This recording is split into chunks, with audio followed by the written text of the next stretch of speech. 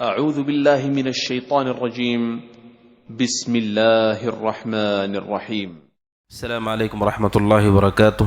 الحمد للہ رب العالمین صلی اللہ وسلم وبارک علی عبدہ ورسول محمد وعلی آلہ وصحبہ اجمعین وعلی من تبعہم بإحسان الی یوم الدین. اما بعد، روزے کی حالت میں چند چیزیں ہیں جو مکروہ ہیں.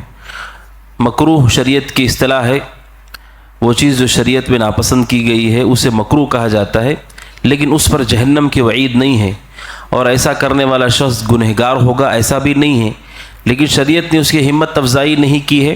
اور عام طور پر وہ چیزیں ایسی ہوتی ہیں جو آدمی کو گناہ تک لے جا سکتی ہے.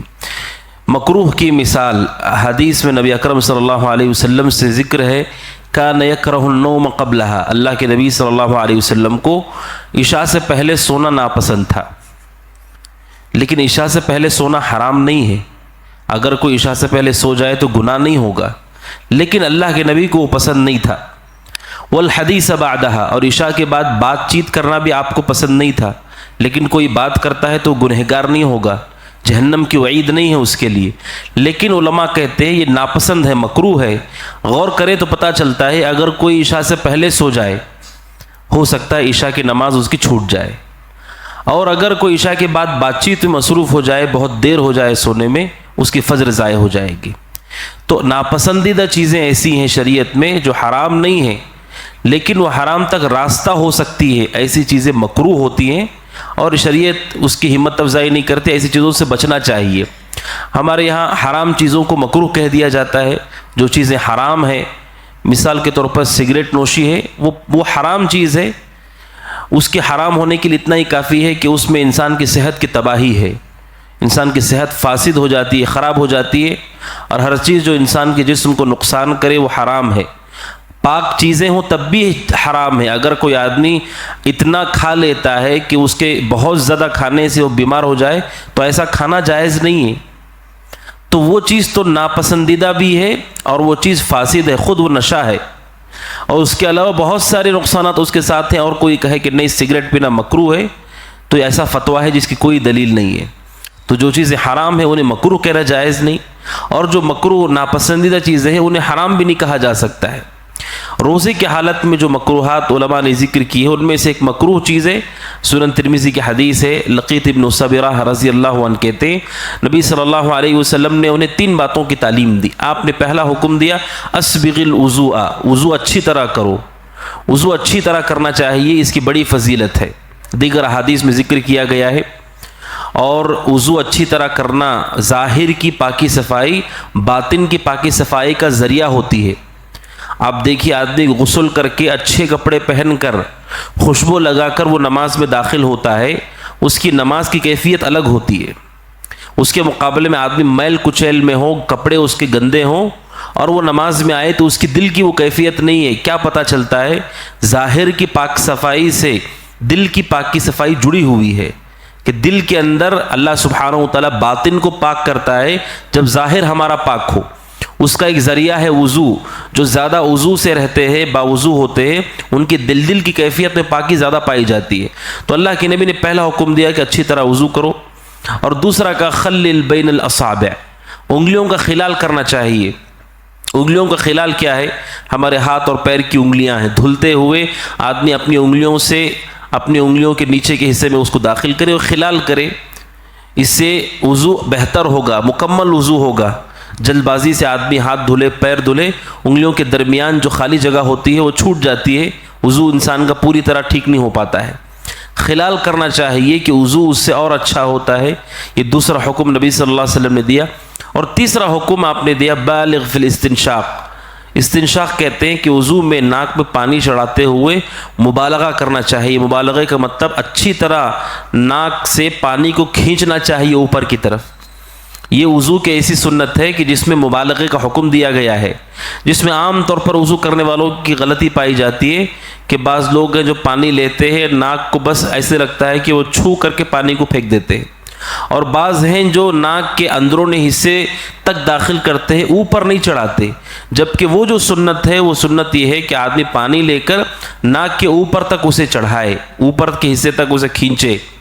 آپ نے کہا مبالغہ کرو، ناک صاف کرنے مبالغہ کرنا چاہیے کہ اس میں بہت سارے فوائد ہیں، وہ سنت رسول بھی ہے۔ اور آپ نے رات میں سو کر کے اٹھنے والے سے بھی کہا ناک کو جھاڑ لو 3 مرتبہ، 3 مرتبہ ناک میں پانی چڑھا کر باہر کرو، اس لیے کہ جو شیطان ہے وہ انسان کے خیشوم میں رات گزارتا ہے۔ خیشوم ناک کے سب سے اوپر کا حصہ ہے، شیطان رات وہیں گزارتا ہے۔ اللہ کے نبی نے کہا نیند سے جاگنے والے کو چاہیے کہ 3 مرتبہ ناک جھاڑے اپنی اور صاف کرے۔ اس کے طبی اعتبار سے بھی بہت سارے فوائد ہیں۔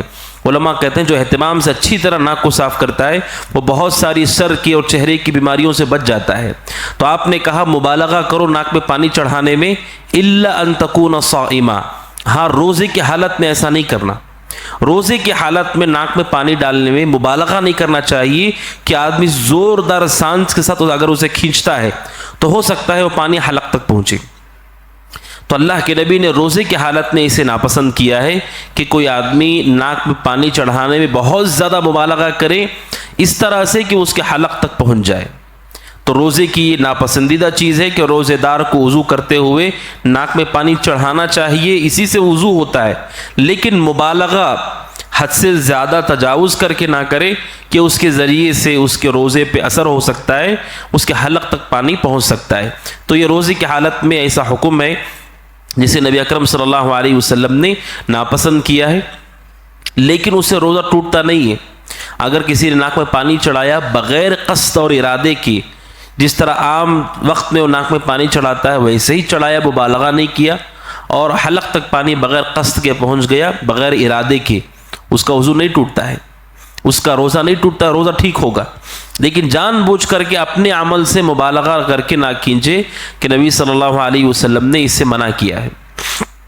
علماء کہتے ہیں کیوں منع کیا ہے اس سے؟ کیونکہ یہ حرام چیز کی طرف راستہ ہو سکتا ہے۔ اگر مبالغہ کرتا ہے روزہ ٹوٹ سکتا ہے۔ جیسے ابو داؤد ہی کی روایت ہے، نبی صلی اللہ علیہ وسلم کے پاس عمر ابن خطاب رضی اللہ عنہ آئے اور انہوں نے آ کر کے اللہ کے نبی سے کہا اللہ کے نبی میں نے کسی بات سے خوش ہو کر اپنی اہلیہ کو بوسہ دے دیا اور روزے کی حالت میں دے دیا، اور بہت بڑے کام کا میں نے ارتکاب کر لیا، حالت روزہ میں مجھے نہیں کرنا چاہیے تھا، خوشی کی وجہ سے میں نے ایسا کر دیا۔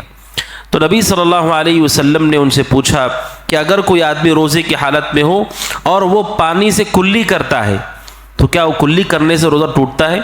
آپ نے عمر بن خطاب سے پوچھا کہ اگر کوئی روزے کی حالت میں کلی کرے، کلی کرنے سے روزہ ٹوٹے گا کیا؟ عمر بن خطاب رضی اللہ عنہ نے کہا نہیں۔ تو آپ نے کہا پھر اس سے بھی روزہ نہیں ٹوٹتا ہے، بوسہ دینے سے روزہ نہیں ٹوٹتا ہے۔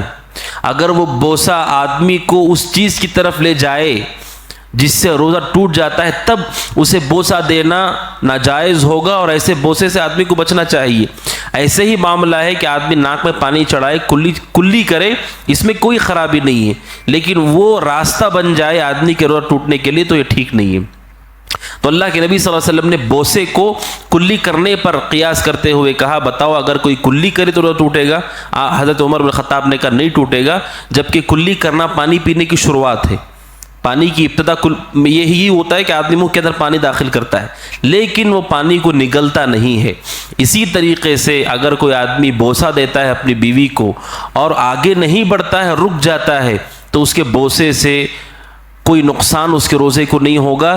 جیسے کوئی آدمی ناک میں پانی چڑھائے لیکن مبالغہ نہیں کرتا ہے، اس کے حلق تک نہیں پہنچتا ہے، تو اس کے ناک میں پانی چڑھانے میں کوئی قباحت نہیں ہے۔ خلاصہ کلام یہ ہے کہ روزے دار کو چاہیے کہ وہ روزے کی حفاظت کرتے ہوئے وضو کرنے کے دوران اس چیز کا خیال رکھے کہ ناک میں پانی داخل کرتے ہوئے مبالغہ نہ کرے کہ اس کے مبالغہ کرنے یا حد سے زیادہ تجاوز کرنے کی وجہ سے اس کا روزہ متاثر ہو سکتا ہے۔